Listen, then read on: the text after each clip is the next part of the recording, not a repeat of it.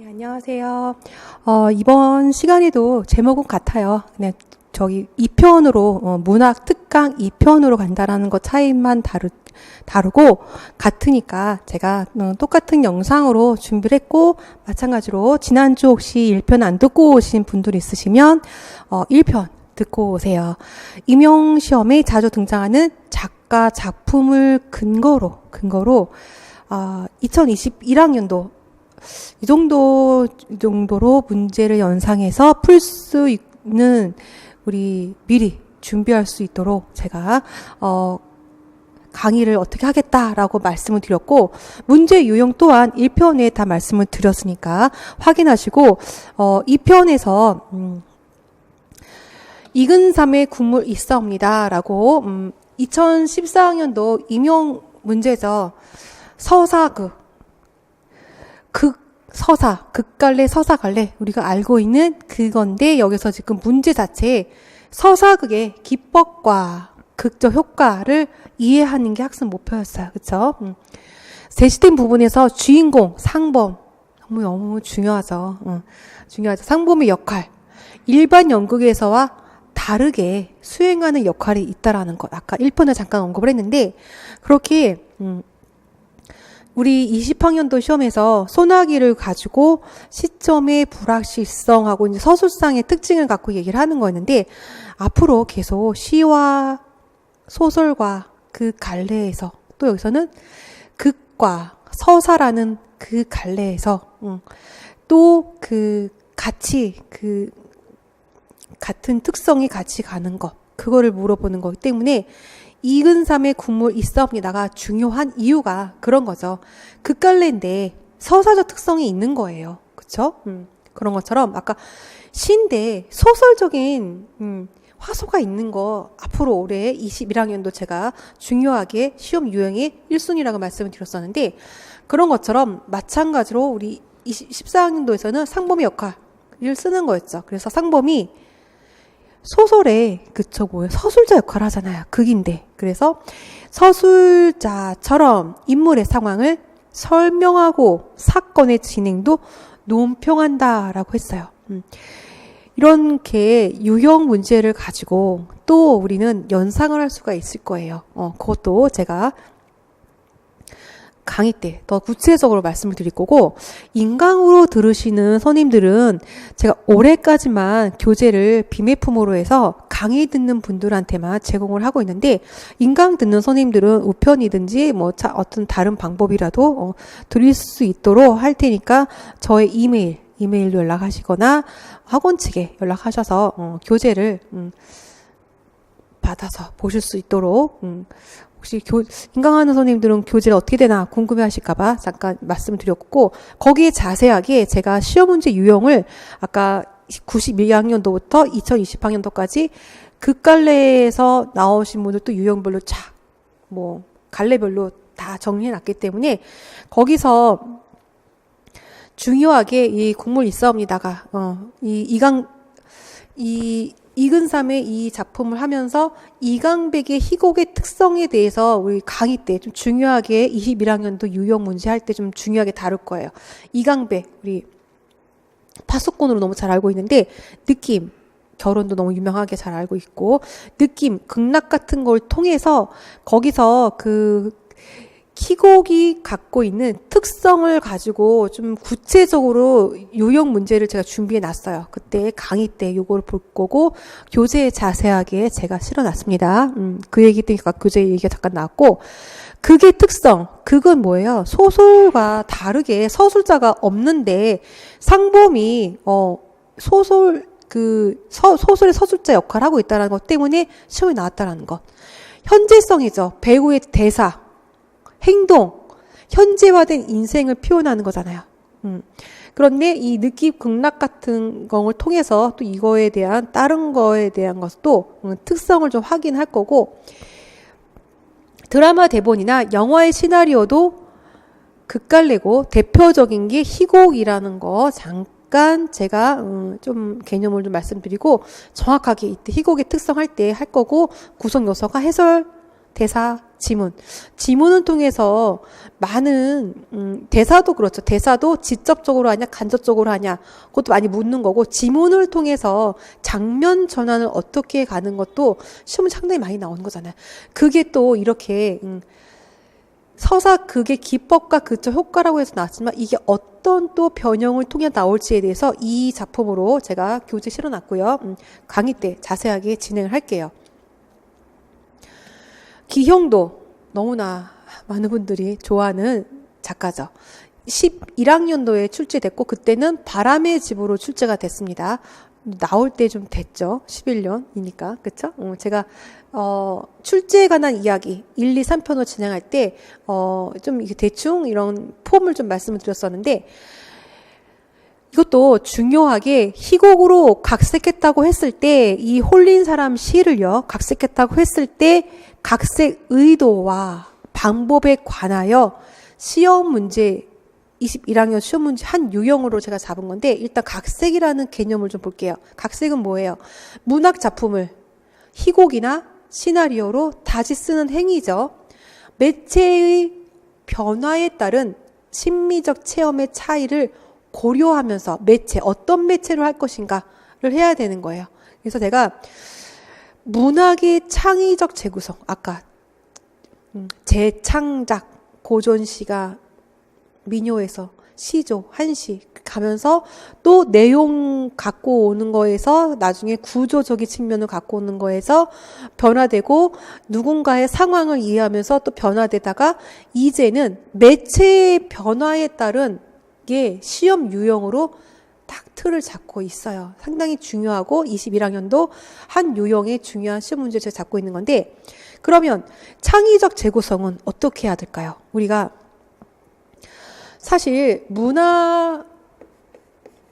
문학이 상당히 시험 볼 때 채점할 때까지 긴장이 가는 거고, 국어 교육은 제가 아주 정확한 폼을 잡고 어렵지 않게 진행할 수 있도록, 그래서 우리 교과론하고 내용론, 그쵸? 어떻게 지도할 것인가, 무슨 내용을, 우리 내용에 해당되는 것들, 이제 이렇게 되는 거죠. 뭐 화법, 작문, 문화 여러 개 다 들어가 있는 건데, 어떻게 가르칠 것인가, 라고 이제 하면서 가는 거를, 국어 교육 문법은 제가 올해 제외했으니까, 되게, 좀 명확한 유형으로 잡아서 갈 수 있어요. 문학에 비하여 본다면. 이 재구성, 상당히 중요하게 이제 앞으로 많이 나올 거예요. 시험으로 간다면 방향 잡기 나오니까 제가 갑자기 이 국어 교육까지 언급을 하게 되는데, 방향 잡기가 상당히 국어 교육은 틀이 그렇게 변형이 많지 않은데, 변형이 되다가 이제는 뭐예요? 재구성하는 거로 이제 문학이 왔습니다. 문제의 유형 변화가 방향을 잡아야 되겠죠. 내용, 표현, 형식. 그래서 우리 문화의 속성, 문학의 속성, 내용, 표현, 형식 알아야 되고, 생산하기에 이 매체가 여기 들어가요. 매체가 여기 들어가고, 지금 이 양상이 약간 우리 국어 교육이 할 때 좀 알아야 되는 양상과 좀 비슷하기 때문에 잠깐 언급을 했던 거고, 이 국어 교육에 대하여서는 강의 때 정확하게 방향을 어렵지 않게 잡아서 제가 진행을 할 거기 때문에 잠깐 제외하고, 방향을 잡아야 돼요. 내용, 재구성, 있는 작품 갖고 구성을 다시 하는 거잖아요. 그쵸? 그러니까 내용을 재구성할까? 표현을 바꿀까? 형식을 바꿀까? 하는데 지금 생산하기 위해서는 매체, 변화에 따른 심미적 체험의 차이까지 고려를 해야 되는 거예요. 그쵸? 대화하기가 들어가는데, 지금 여기가 잘 안 보이시죠? 화면 잘 안 보이시죠? 가상대화라고 쓴 거예요. 제가 가상대화. 이게 지금 기입형으로 나온다면 가상대화 쉽게 나올 수 있는데, 이게 작품으로 해가지고 작가 1, 작가 2, 작가를 가상으로 잡아가지고 대화하기로 기입형이 아닌 서술형으로 나온다면 어렵게 나올 수 있는 거예요. 그래서 문학의 창의적 재구성, 요 문제 갖고 상당히 많은 작품을 가지고 진행을 할 거예요, 강의 때. 그래서 하나의 유형 틀이 요것도 하나의 중요하게 들어간다는 거. 기존 작품과 재구성한 작품들을 비교해 가면서 내가 왜 재구성하지? 라는 취지까지 생각하고 의미 취지를 벗어나면 안 되겠죠. 그래가지고 내가 갖고 왔던 그 작가와 가상 대화를 나누면서, 가상 대화 상당히 중요해요. 대화하기 위해서. 이를 통해서 다양한 관점, 왜 그 관점에서 생각하시는 거죠? 하면서 같이 이해하고 존중하면서 창의적 재구성이니까 창조적 문학 활동에 참여할 수 있다고. 주의할 점, 유의점이 뭐예요? 우리 지도, 우리 어떻게 가르칠 것인가에 들어가는 거죠. 원작의 일부를 그냥 변형하면 창의적 재구성이 아니잖아요. 그렇죠? 그러니까는 뭐예요? 단순하게 변형하면 안 되고 자신의 새로운 세계를 만들어 내야 한다라는 중요한, 여기 교과론에 해당되는 이 내용이 여기 있어서 잠깐 제가 언급을 했습니다.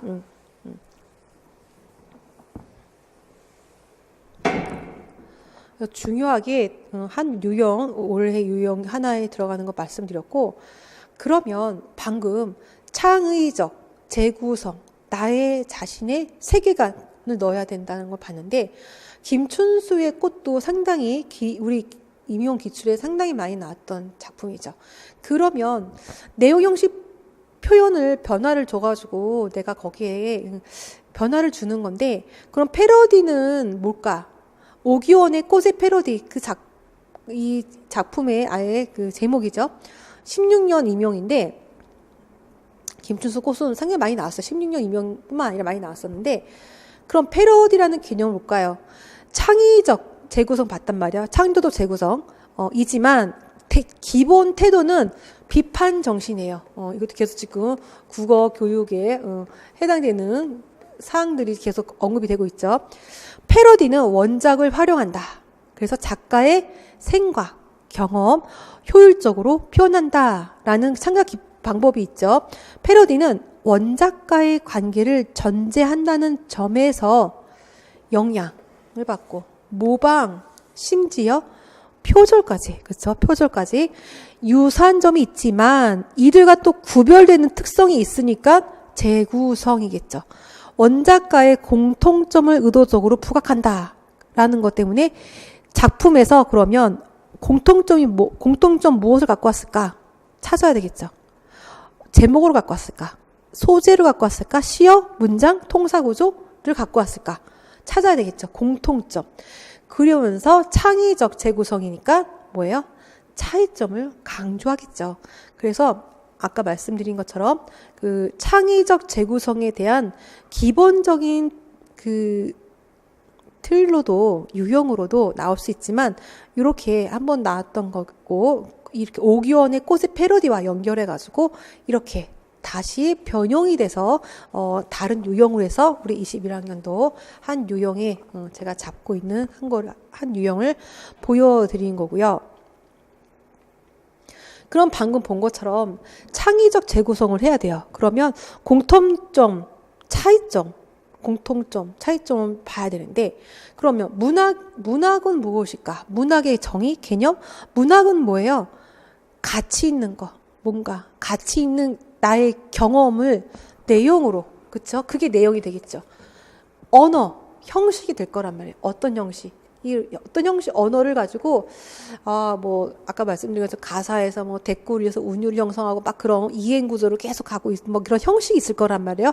그거를 언어로 간다라는 것, 형상화, 우리 계속 매년 나오고 있는 형상화, 이미지 심사, 어떻게 구체적으로 무엇은 표현을 가지고 할까라는 문학의 속성은 내용, 형식, 표현이에요. 그렇기 때문에 아까 창의적 재구성의 내용, 방향 잡기의 내용, 표현, 형식이 들어가 있었던 거죠. 그래서 조지훈 낙화, 이것도 우리 임용 기출에 나왔던 중요한 조지훈 낙화, 떨어지는 꽃이에요. 떨어지는 꽃 보고 좀 정서가 편안한 정서를 갖는 분은 거의 드물겠죠.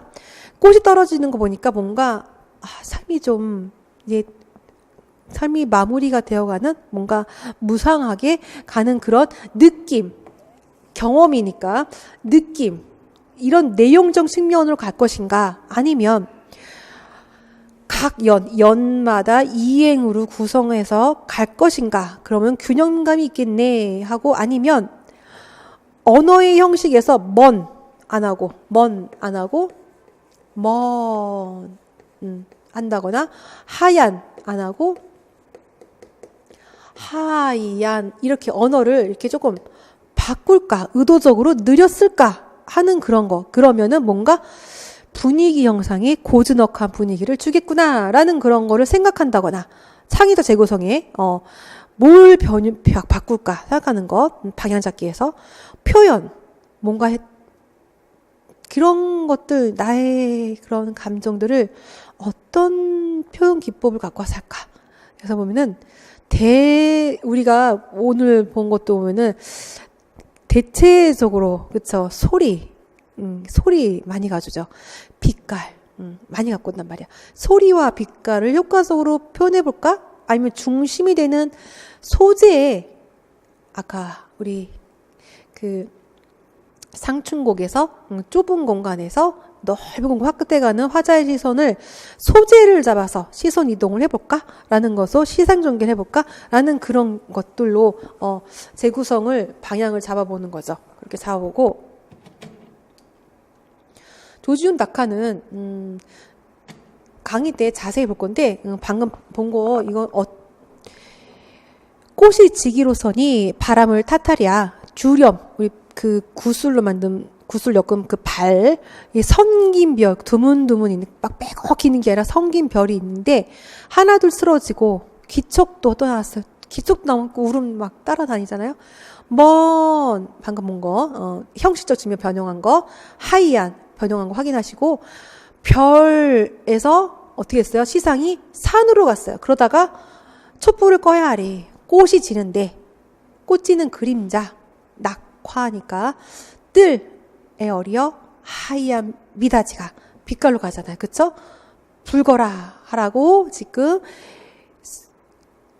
저기 빛깔로 가는 거, 표현해서 보는 거 확인하시고, 시간이 별에서 묻혀서 하는 이의 고운 마음을 아는 이 있을까? 저하다, 두렵다. 꽃지는 아침 하고 나왔습니다. 시간이 별 뜨는 시간에서 아침까지 오는 시간적인 흐름도 있었고, 시선이 별에서 산에서 꽃까지 옮겨가는, 시선이 옮겨서 근경으로 가는 것도 있었고, 그래서 화자의 시선이 어떻게 됐어요? 뜰박에 있다가 촛불 끄고 묻혀서 사는 이 화자가 지금 어디에 있는 거예요? 뭔가 세상과 단절하고 있는 그런 화자를 볼 수 있었죠. 그래서 촛불을 꺼야 하리, 꽃이 지는데 하면서 방 안의 모습까지 화자의 시선이 이동되고 있다는 거. 조지훈 작품도 상당히 우리 인명에 많이 나오고 있고, 고풍 의상 유명하죠. 너무 잘 알고, 승무, 그쵸. 그래서 46년도 우리 청록집 박도진, 그쵸, 박목월과 해가지고 청록파라고 불려지고 있는 조지훈 작품을 통해서 표현, 형식, 내용 측면에서 우리가 지금 형식과 이행, 균형감 갖고 있는 표현에서 빛깔, 그쵸? 빛깔, 두드러진 빛깔을 봤어요. 그러면 문학작품의 감상은 늘 나오는 거죠. 그쵸? 늘 나오는 건데, 이 작품, 내재적 요소에 방금 본 것처럼 내용, 형식, 표현이 작품 자체 내재적 요소로 감상한 거냐, 외재적 요소로 감상한 거냐, 늘 나오는 거. 거의 보너스 문제로 어렵지 않게 나오고 있는 것들. 그쵸? 여기서 보면은 방금 내용 형식 표현을 계속 봤던 거고, 작품 안에서는 내용 형식 표현을 가지고 창의적 재구성할 때 방향 잡기 들어간다는 거 계속 확인했던 거 봤고, 역사, 작가, 독자, 역사, 상호 텍스트적 요소, 사회 문화적, 이것도 우리 출제에 관한 이야기할 때 제가 잠깐 언급을 했었고, 그러면 한국 문학의 특질을 언급할 때는 형식과 내용과 여긴 가치관이 들어가요. 요 차이를 우리 강의 때 진행할 때 작품을 가지고 확인할게요. 계속 내용, 형식, 표현. 우리 이번 20학년도에도 요거를 이 내용, 형식, 표현을 가지고 써야 되는 서술형이 있었습니다. 그것도 강의 다시 한번 확인하면서 요 언급할 때 다시 확인을 하면서 언급할 거고, 그거와 비교해서 특질에서 형식, 내용, 가치관을 갖고선 문제풀이 할 때 문제풀이를 해야 된다는 것도 그때 같이 언급하기 위해서 제가 잠깐 별 해놓고 갖고 왔어요.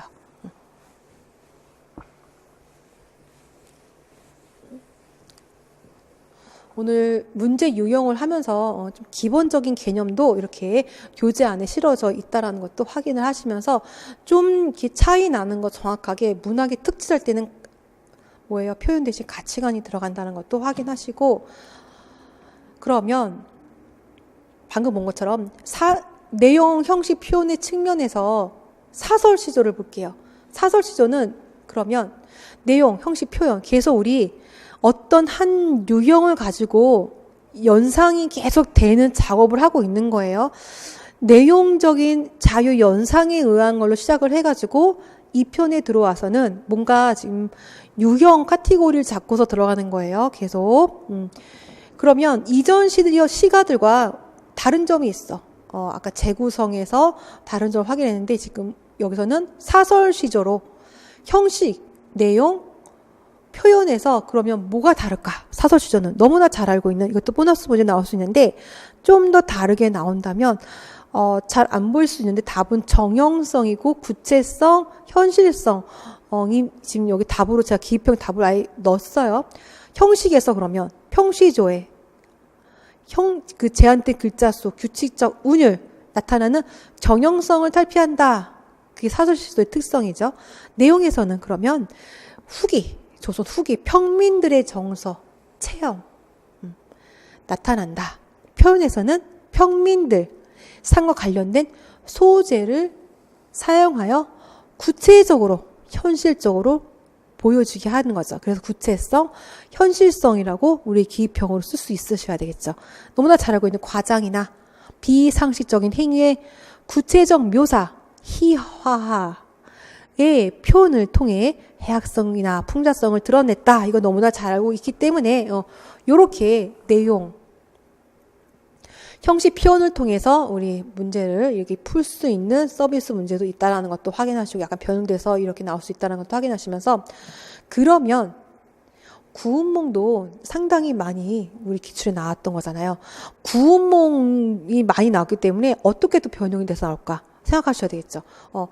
구운몽은 주제가 오랜 기간 전승되면서 수용자란 말도 상당히 중요하죠. 수용 되게 많이 중요하게 언급되고 있는데 최근에 주제가 다양하게 인식되어 왔대요. 그러니까 이 구운몽이 나왔다 하면 다시 어떻게 되겠어요? 주제 수용의 한 측면을 보여주는 사설 시조를 가지고 언급을 하겠죠. 이것도 강의 때 좀 자세하게 볼 건데 눈으로 훑어보시고 볼게요. 꿈 깨었구나. 빨간 글자 확인할게요. 아마도 세상 명리와 비유, 희락이 이러한가 하노라 하니까 바로 주제, 구운몽 일치하는 게 보여지잖아요. 그렇죠? 요 부분과 연결해서 한 유형도 이렇게 주제 수용의 한 측면과 관련된 다른 갈래랑 통해서 구운몽을 변형돼서 볼 수 있는 문제도 2021학년도에 예상 문제로 하고 있다라는 것 확인을 하실 거고, 강의 때 소설 3요소 너무나 잘 알죠. 주제, 구성, 문체. 방금 주제에 관하여서 봤던 거예요. 주제 수용에 대해서 봤던 거죠. 구성의 3요소, 인물, 사건, 배경 너무나 잘 아는 건데 한번 그냥 확인차 올려놨고,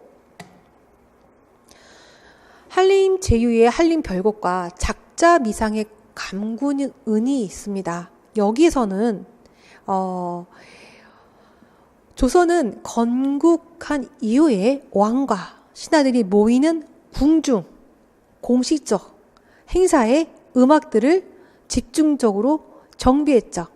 이 과정에서 감군은 과 같은 새로운 작품들이 만들어지기도 하였다. 새로운 작품들이 크게 벗어나지 않아요.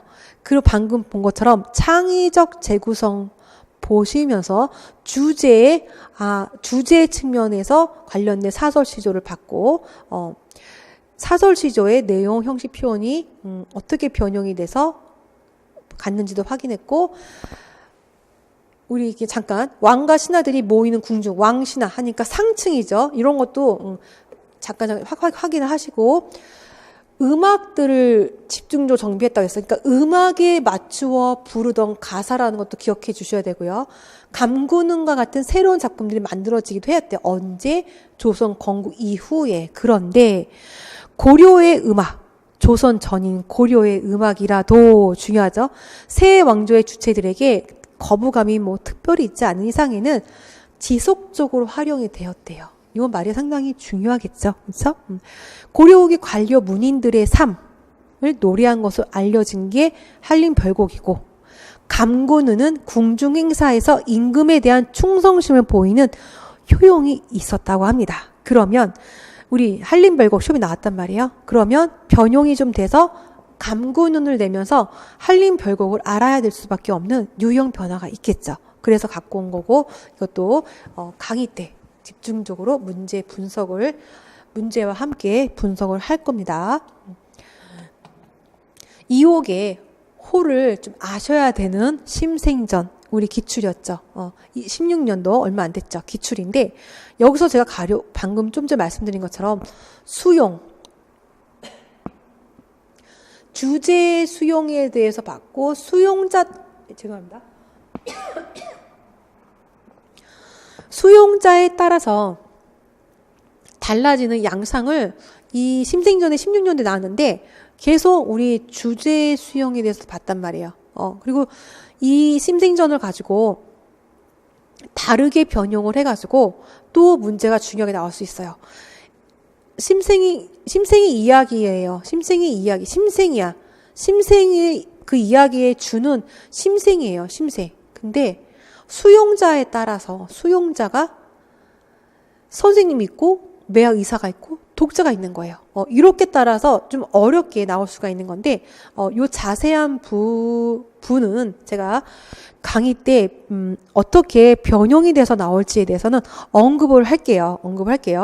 시간이 너무 길어지고 있어가지고 우리가 이거 좀 내려가다 보면은 제가 좀 중요한 우리 소설 고전 3본에서 다뤄야 될 것 중요한 부분을 이 심생전 갖고 언급을 할 거고 다시 서비스 문제에 나올 수 있는 거 좀 더 가전, 여기 평이란 말 때문에 제가 심생전을 하면서 평이란 말을 좀 설명하기 위해서 원래 가전의 형식적 체계가 도입 부분이 있고 전기 부분이 있고 평이 있단 말이에요. 그런데 심생전에 특별한 그런 부분이 있잖아요. 그래갖고 제가 가전과 연결해서 심생전과 할 수 있는 문제 유형을 제가 잡아놨기 때문에 예상 문제로 했기 때문에 한번 보여드릴 건데 임춘의 공방전을 가지고 강의 때 자세하게 설명드릴 거고 잠깐 가전이 뭔지 우리 시험에 얼마 전에 나왔기 때문에 한번 확인해 볼게요. 사물의 허구적 일대기를 통해 현실의 문제의 비판, 경계 하기 위한 문학 양식이고 문인들이 자신들의 문학적 역량을 나 이 정도 문학적 지식 있어 과시도 하고 현실 비판도 하고 하는 걸 우의적으로 담아낸 게 가전이죠.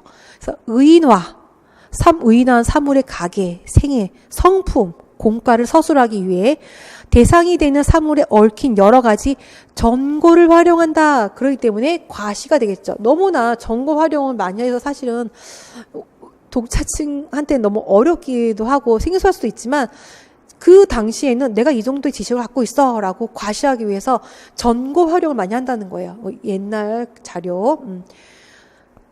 특징, 인간 삶의 도리를 어떻게 해요? 현실 비판적 의식을 우의적 돌려서 말하는 거기 때문에 인간 삶은 이렇게 살아야지. 형식적 체계, 전고 활용 특징이 있어요. 여기 이 가정의 특징은 형식체계가 이렇게 도입, 전개, 편결로 간다라는 거, 전고를 활용해서 나 이 정도 문학적 지식이 많아 하는 것도 되게 들어가 있다라는 거, 현실 비판적 의식이 있고 들어가 있다라는 가전의 특징이 있어요. 그런데 방금 본 것처럼 심생전에 독특한 부분을 보기 위해서 기출에 나왔던 이 가전을 가지고 탁전도 얼마 전에 같이 나왔죠. 가전 탁전을 얼마 전에 나왔기 때문에 이것도 제가 얼마 전에 유튜브 영상에 읽어드리긴 했어요. 확인할게요. 그냥 짧게. 작가의 심해, 사상, 취미, 인생관, 처세관 등을 가상의 인물에 가탁을 하는데, 가상, 서술하는 전의 일종이고, 일반적으로 탁전의 작가는 제목에 본인을 상징할 수 있는 야호 등을 사용한다. 아까 제가 심생전, 물론 심생전은 이거 상관없지만 야호, 매와 의사 기억하시라고 했죠. 서두에 작가 자신을 구체적으로 확인할 수 없도록 함으로써 객관화할 수 있고, 자전적인 내용을 본문에 넣고 결말에 논평하지만 생략할 수도 있다라는 탁전 최애의 예상 은자전이 11학년도에 나왔고, 다시 심생전 들어갈게요. 우리 고전 산문 하다 보면은 많은 학생들이 정리를 할 때 보면은 전기성 있다 없다, 서술자 개입 있다 없다, 이게 특별하게 막 이렇게 쓰는 경우가 있어. 영웅적 면모 있다 없다, 적강 부분 있다 없다, 막 그런 틀이 막 있는데, 그만큼 고전 산문하면은 그런 유형에서 많이 문제가 나왔기 때문에 우리 학생들이 고전 산문 정리할 때 그렇게 정리를 하죠. 근데 심생전 같은 경우에 우선 방금 본 것처럼 서술자 개입 볼게요. 그것부터 우선 확인할게요. 심생은 이 편지를 받고 자기도 모르게 울음과 눈물을 쏟았다. 여인이 유서 남기고 죽은 그 편지를 본 거니까요. 이제 비록 슬프게 울어보나 무엇하겠는가. 그 뒤에 심생은 붓을 던지고 무변이 되어 벼슬이 금호랑에 이르렀으나 역시 일찍 죽고 말았다라는 서술자 개입이 있는 부분 확인했고, 무변은 문예인으로서 있다가 이제 무사로 되는 무변 정리해 놔서 개념 정리해 놨는데, 붓을 던지다라는 것도 우리 임용에 그게 의미가 뭔지 확인하는 것도 나왔는데, 지금 그 문제 푸는 게 아니라서 중요한 부분만 찍고 넘어갈게요. 수용자가 아까 선생이 있었고 매와 외사가 있었고, 이옥이에요. 매와 외사는 이옥이에요. 이분의 호니까. 그러니까 이옥이 말하는 거예요. 내가 12살 때 서당에서 글을 읽는데 매일 동접들과 더불어 이야기 듣기를 좋아했대요. 이야기, 아까 심생의 이야기가 여기 들어가겠죠. 심생의 이야기가. 근데 어느 날 선생님이 있어. 아까 처음에 선생님이 있었고 수용자가 매와 외사가 있었단 말이에요. 선생이 심생의 일을 자세히 이야기해 주셨다는 거예요. 그래서 심생 이야기가 되면서 수용자가 선생, 매와 외사, 독자로 가고 있는 건데, 그러면 심생은 선생님 말하는 거죠. 소년시 어떻게 했냐? 소년시 심생은 내가 소년 때, 그러니까 선생도 소년이고 매바세도 소년 때죠. 동창이다 심생이. 그가 절에서 편지를 받고 통곡할 때 이 선생님도 옆에 있었대요. 심생 옆에.